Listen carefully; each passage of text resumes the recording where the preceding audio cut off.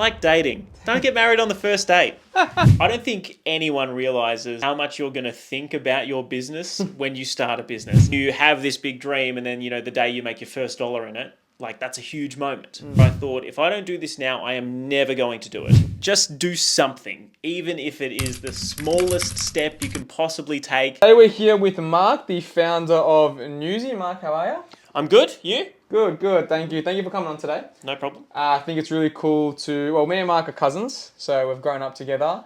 We're both, built businesses now, and it's been an exciting journey because we went from kicking the footy, going for Collingwood, of course, is the most important part, to, running our own businesses and being able to have similar experience, the same stresses and stuff that come with business, but different businesses. So I think it's important to bring you on and discuss your business. Great. Happy to be here. What do you want to know? I want to know everything. Everything? I want to know the majority. Give us what you Sure. can. So tell us about Newsie. Tell us what it is, where it started, and where it is today. Yeah, sure. Well, you know that I'm a TV reporter, or I have been for a long time, not so much on screen anymore. But even when I was working in the regions, what I would always get frustrated by is that, our news would be on TV and then it would just disappear. Yeah. Right. And so, yes, you could find some of it on Facebook or some of it on Twitter or wherever, but it was poorly organized and you found it really hard to find. And so I was like, why isn't there like a Netflix of news? This is what I've always had in the back of my head. Yeah. There are other problems with that, which we'll get to in a second. But as I had that idea like 10 years ago, and obviously I was still working up as a junior reporter, and eventually I had been at Channel 9 for almost 6-7 years, and I sort of thought it's now or never. Yeah. You got to have a crack, or just you're going to regret it for the rest of your life. And so as I started breaking it down into what would I actually need from a tech perspective to make a Netflix of news work, we thought automation was got to be critical, right? And so what we have done is we've built software that watches the news live, and in real time it cuts up all the stories you see. So they create their own little video clip of all those stories. Okay. And then we run a transcript of that story through an artificial intelligence that automatically creates all the metadata that it sounds really boring, but is really important in making sure that we know what the story is and that you're watching something you care about. So you said you're a Collingwood fan. Sport doesn't appear in the news until 45 minutes in, right? But there's no reason why in your own personalised news feed that shouldn't come up first if it's a story about Collingwood. Yeah. And so that's what we've essentially created from an automation perspective. And now we're branching out into different video editing styles, automatic vertical video creation, all of that sort of stuff, depending on what our clients are looking for. So do you do a lot in terms of the editing side, or you said it's a lot automated? Like, how did you build to that automation? Is there other people involved? Yeah. So, I started, it was me and a co-founder. So when I decided that I wanted to finally do something, I sort of gave up my role as the state political reporter at Channel 9 because I thought it was going to be hard to do both. And I ended up working every weekend there. And I was lucky enough to get into a startup accelerator at the University of Melbourne. That was Monday to Friday, basically. Okay. When I was there, I started with a co-founder. I had a pitch, I had an idea, but I didn't really have much. And so started with that co-founder. About a week in, they decided this wasn't for them. Right. So I was just by myself. And as much as I love to think I'm a bit of a tech head, I certainly am not building software on my own. I was lucky enough in that week that I lost my co-founder, I went from a team of 1 to a team of 5. Really? I had sort of started planting some seeds when I realized that he didn't want to continue.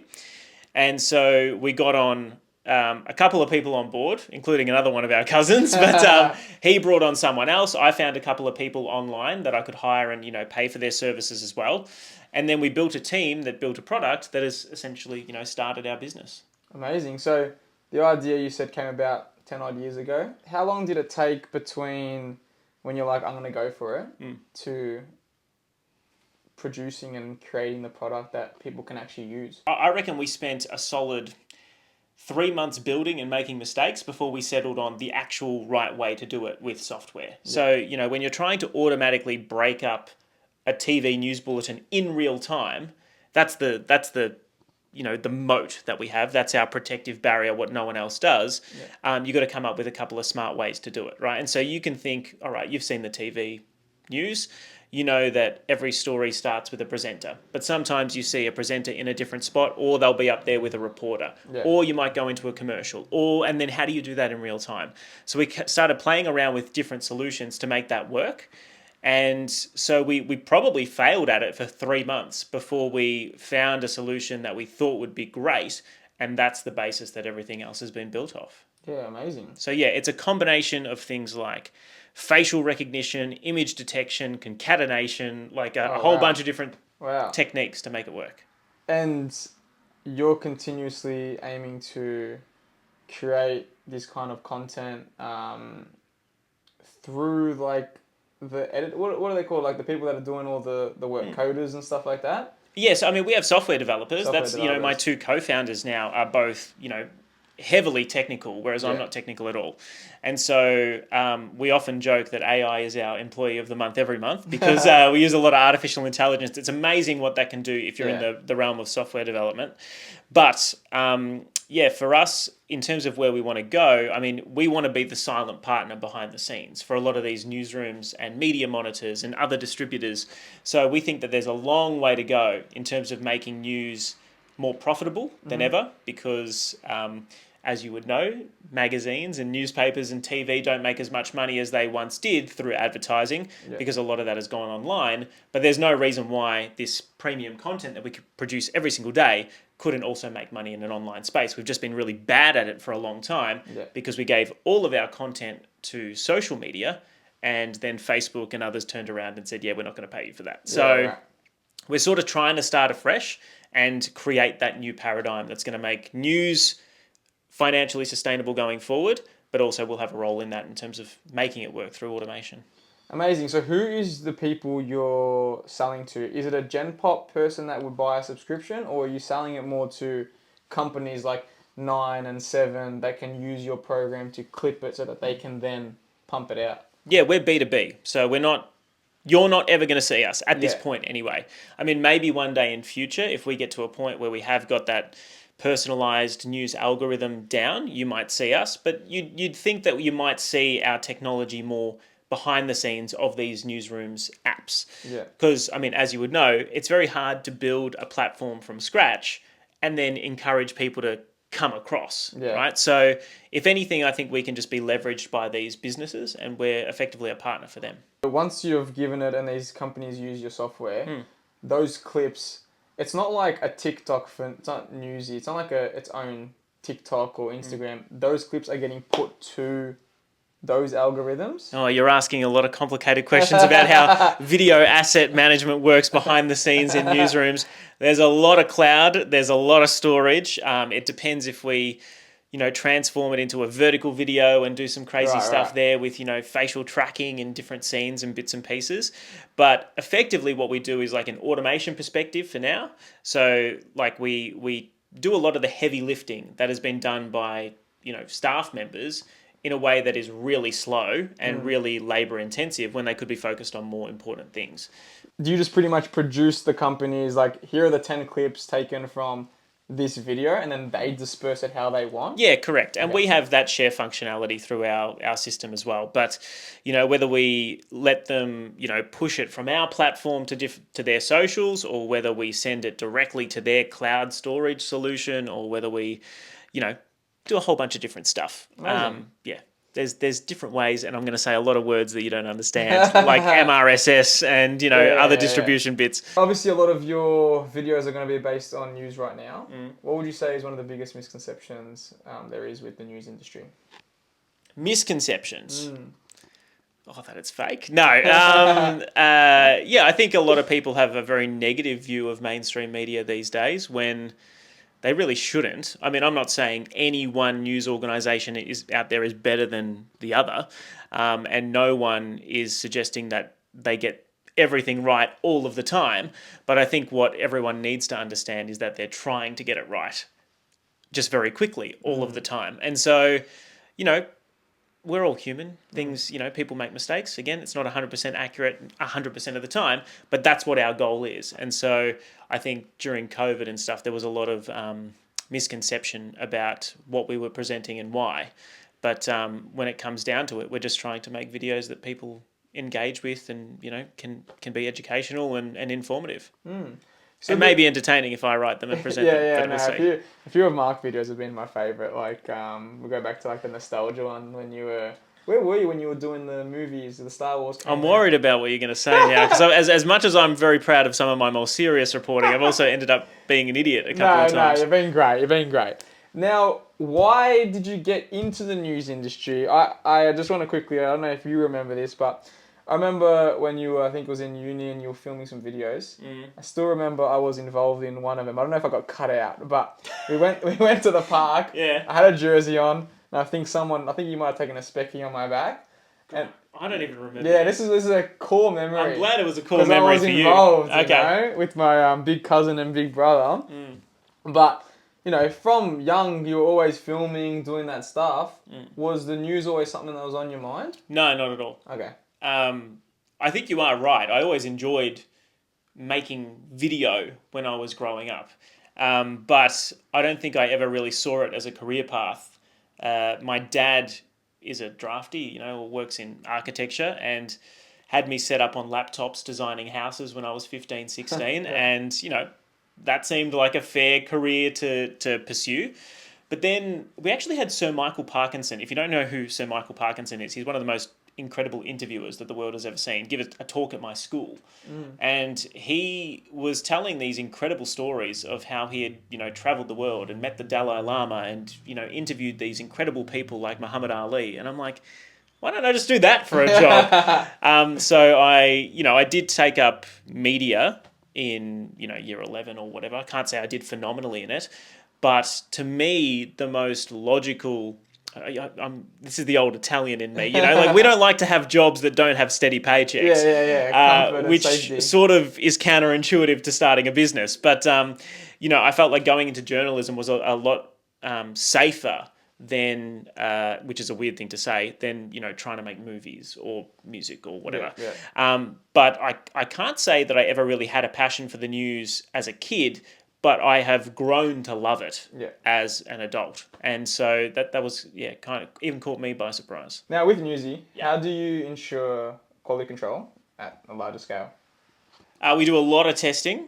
I watch a lot of videos. I make a lot of edits that, hopefully train our system to be better over time. And we have a monitoring system like, a lot of software platforms, I think, just to make sure that I can have a very high level view on, how many stories are being produced. Like it becomes more simple over time because, you know that in 1 hour of news for one channel versus another, you're going to get roughly 25 odd videos every time. And so I can just see very, very quickly, did I get that amount of content? Was it adding up to the amount of content I expect? And then I can do a quick check of a couple of the videos to make sure that their edits are sharp and then, sort of hope and pray for the rest. But like anyone, you just do sample testing and batch testing, and if anything, raises a red flag, we go and fix it straight away. Okay, and that's something that you still have as a procedure, even though you've obviously built the system, and a lot of AI is doing a lot of it, you still... Well, I wouldn't even look at AI is a bit of a misconception, right? So artificial intelligence is limited in its functionality when it comes to real-time processing. What we've developed is like an algorithm essentially for image recognition that allows us to make cuts very quickly. Yeah. And then the interpretation, which happens on the second half of that, that's artificial intelligence. What would you say would separate tech founders that survive and those that burn out? Look, I don't know if there's any one thing. I mean, conviction is pretty critical, but I think in every situation, it's just like, don't die. And I think... it's unfortunate, but I'm in a very privileged position where I've been able to work and do this at the same time. I think there's a million different reasons why it would be very hard for anyone to start a business at any time in their life. You've just moved house, your partner's pregnant, you've got full-time work, it's a demanding job. I've got all three of those and we're still doing this. I was like, this sounds familiar. Right, but, I think we were smart initially in that we've bootstrapped this entire thing. So we've built it purely with money that I've put into the business. And so when you are in a startup space, I think raising money is it's heavily emphasized. And raising money is great because it means you can do a lot of things very quickly. You can hire a lot of people very quickly as well. The trap that you set for yourself when you do that is that you are beholden to other people's targets, right? And so don't get me wrong, as much as I would have loved this to have been an overnight 6-month success, I knew it never was going to be because it's a big thing that we're trying to build here. Yeah. And so I think in part that helps, but on the flip side, it's just the team that you have. And you would know that trying to build your business or this podcast or whatever. I think as long as you've got the right people around you, you can make it work. If you start to have issues with co-workers or co-founders, that's going to be the thing that kills your business before you even start talking about how good your product or how good your podcast is. So I'm very, very blessed that I get along well with my 2 co-founders and that they're incredibly capable and incredibly intelligent, and we all respect each other. So I think that works. Yeah, and I'm sure it would have sucked in the moment when the other initial co-founder dropped off. You would have been like, like, where do I go now? But everything happens for a reason, and you've been able to come across these people that exactly, helping you. And we're bigger and better as a result of it. I think it's so odd. Like, I've doing this job and also having my job as a journalist. I've met a lot of really interesting people that have had great success in the tech space. And you speak to their stories are so disparate. Some of them have found their Rain Man coder on a Discord chat and flown them over from the US, and then they've sold their products to Canva within like 3 months of starting a company, which is wild, right?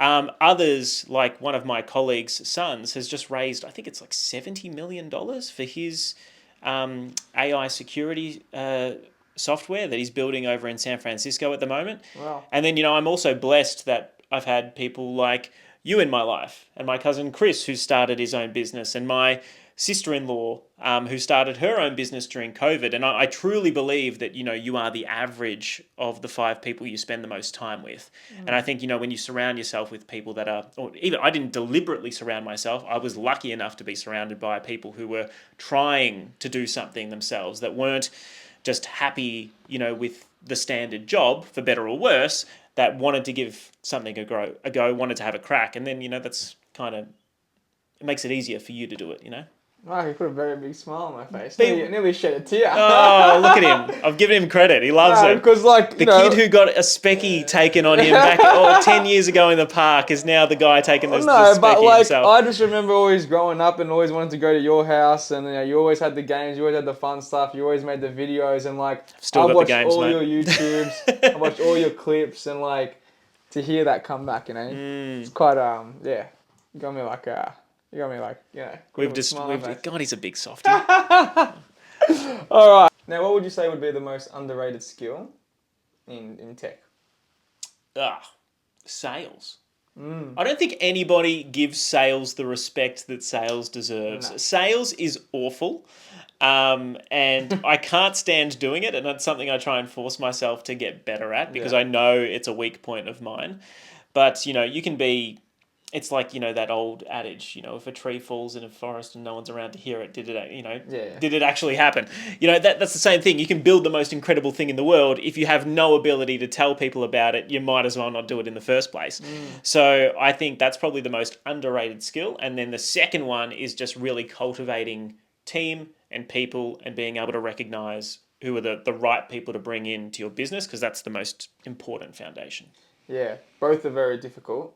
I think quite naturally it comes with time. You can go through courses and stuff to learn it, but sales still, even for my business, it's just... Oh, it's awful. And you know what, they always, you go through one of those courses and they'll talk about, you got to get people into your sales funnel. And then once they're in the funnel, you work them into the other smaller funnel. And it's like, that's not how it works. Yeah, get rid of the funnel. Especially, I think, in tech. It doesn't matter that, if you watch any of the Y Combinator stuff when they talk about tech entrepreneurship, the idea is when you have your first product, right, it's not going to be perfect, right? So you got to have... people are expecting you to have a bucket of water when their hair is on fire. What you want is someone so desperate, because their hair is on fire that you can give them a brick and they'll still pay you for it, right? Because they think they can put the fire out. That's, finding the right customer is a big thing. And, you'll improve it to the point where you get your bucket of water. But it's, Mainly about solving someone's problem. correct. But, you can solve it for them, but then you still got to convince them to pay you for it. And it's, or, you got to find ways to make money. Look at OpenAI. They've had so much money poured into them, they can't work out how to make money. So, it's a problem that everyone faces. We've discussed about building a team. How do you build that team in such a fast-moving digital space? Look, I don't think there's really any secret to it. The idea that the industry is fast-moving has nothing to do with you building a team. I think, you have to get lucky in finding the right people, and then, once you bring them on, they bring on other people they trust, and it sort of starts to compound from there. But I would just encourage anyone that's thinking about doing this to, explore your friendship group first. It's always better to have that warm lead, that warm introduction to whoever you're doing business with, and to have a bit of a foundation. And just don't jump in so quickly, work with them for a while. Pay them for the first 3 months as an employee if you have to. And then, if you really like them, you can bring them on and talk about shares and all that sort of stuff. But yes, I think if you dive in too quickly, particularly with people you don't know very well, which happens a lot because people go to these startup mixes and, there'll be people like you who come in with a grand idea looking for other people in the crowd who might know how to code that can help build that into reality, because the people who know how to code might not have an idea themselves, and you're looking for that perfect marriage. It's easy to find anyone if you're just looking for anyone to do something. Finding the right person's the tough thing. So I would just say, take it slow. Like dating. Yeah. Like dating. Don't get married on the first date. Married at First Sight. Excellent show. Channel 9. Wouldn't recommend it in real life. Plug. Yeah. Take your time. Find that right person. Which can be hard to do, right? Because you want to race into it. You've got this big idea. You think that I've got to strike while the iron's hot. But, in reality, you got to put the right shoes on before you run, There would have been a shift from, what you mentioned before about a safe job with, not typically a 9 to 5, but, when you're working at the news. There's a shift that's to come to become a founder. You need a bit of a different mindset, things like that. How did that shift go for you? How have you found, that process? Look, I've really enjoyed it. I mean, I can ask you the same question. Do you like running your business more than working for someone else? Yeah. Yeah, a bit more rewarding. Yeah. Look, I mean, and that comes with a lot of downsides. You stress a lot more. I don't think anyone realizes how much you're going to think about your business when you start a business. It's awful, right? Like, you cannot switch off. I always laugh now. I just send my cousin who started his own business. All we do is send reels back and forth on Instagram of dudes taking calls while at Disneyland with their families. And that's what it is. You just can't, you sort of have to be hands-on. But look, it comes with a lot of upside too. And, when you have this big dream and then, the day you make your first dollar in it, that's a huge moment, and, when you sign a first contract, that's a huge moment. It's so much more rewarding than anything else I've done as a 9 to 5 employee, even when I've had really good days and I had a very exciting job. But I do enjoy it. I think it's amazing, but it is way harder than being a 9 to 5 employee, purely because it's all on you. You can't cruise. You slow down, nothing happens. You got to make it work. You got to hustle. I think it's quite naturally that question's important for a lot of people to hear, because people that might be listening to this might be starting their business and they don't think that other people can understand what they're going through. I think when I started, I didn't have a lot of people in business around me. So even with you saying that, it just makes sense of you can't legitimately stop thinking about the business and, normalizing that and understand it's a part of the process. But, eventually. And it will be all consuming. It's very natural. You probably have an uncle or a dad or a family friend who's been successful as a business owner, and you look at their lifestyle and you think, they're out there buying amazing cars or playing golf 4 times a week or, traveling the world, and other people run their business for them. That's not how it starts. They've been doing it for 30, 40 years, and that's, where you hope to get to one day. But, they were on the grind like everyone else. 30, 40 years ago. So it's our turn to grind. Success is different for everyone. Yep. What is success to you? I used to be a very ambitious person. Now, I just want to like plant tomatoes in my back garden, right? I know that sounds pathetic, right? But no, I'll answer the question properly. Look, I mean, ultimately, we want to be the technology that powers everything when it comes to news distribution in a digital landscape. That's the end goal. But, there's a lot of success to be had on the road toward that. We may not get there. There's obviously going to be a lot of competition.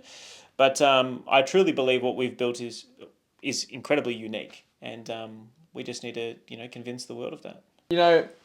It's for what you've got and because of how passionate you are about it. Like all your answers, they've been very passionate, even if you're not trying to be. But when you believe in something strong enough, like you'll make it work. Yeah, I know. I mean, we have made it work. I know this sounds like really pathetic to say, right? But if the business fell over tomorrow, I would still be incredibly proud because I had a crack. Yeah. I had this idea 10 years ago and I was literally getting to a point in my, regular career where I thought, if I don't do this now, I am never going to do it. Yeah. And, you do miss every shot you don't take, to use the old Michael Jordan adage, which I know that you'll appreciate. But, there's nothing worse than not trying. And, I think we all learn that in small ways throughout our life. But this was a big thing that I wanted to try. Yeah. And so in many ways, it already feels like a success to me. That doesn't mean that we're going to stop here, though. Yeah. And so, I think wherever we end up on this journey, I'm going to be personally happy within myself, which is probably the most important thing. I don't really care to be a multi-millionaire. Like, I know that sounds like I'm not trying to be a philanthropist in any way, shape or form to save the news industry because I love it so much, although I do hope that that's a byproduct of what we do. But, I think the work is what I actually enjoy and the idea is what I enjoy and seeing it all come to fruition and come together rather than, some dreams of selling out and being a multi-millionaire one day. Mind you, I would like that too. Yeah, so, and then you can plant your tomatoes. And then I can plant my tomatoes. So I've got plenty of dollars for seeds. But yeah, I don't know. I'm about to have a kid. Yeah. There's other things. There's other things in life. Can you give us one piece of advice that you would give to someone who may be a little bit hesitant to start up their digital product today? Yeah, sure.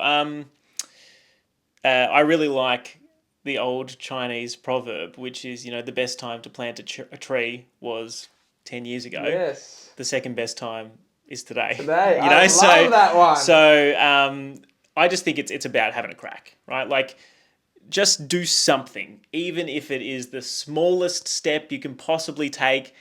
Get a website, start asking questions of an artificial intelligence about how you would go about building this. Like, I had no idea what the structure would be behind the scenes to make this all work. And now what we've got is like remarkable, right? So I think take a small step, do it today, and don't wait. There's always a million excuses to not do something. Like, there's a million reasons to not do something.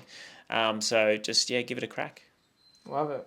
I know that sounds so cliche, but it's true. Mark, thank you very much for coming on today, sharing us about Newsie, your experience, and how it got from an idea to where it is now. Thank you, Adam. Thank you. If you found value in this episode, be sure to follow along for the remainder of our 30 in 30 series.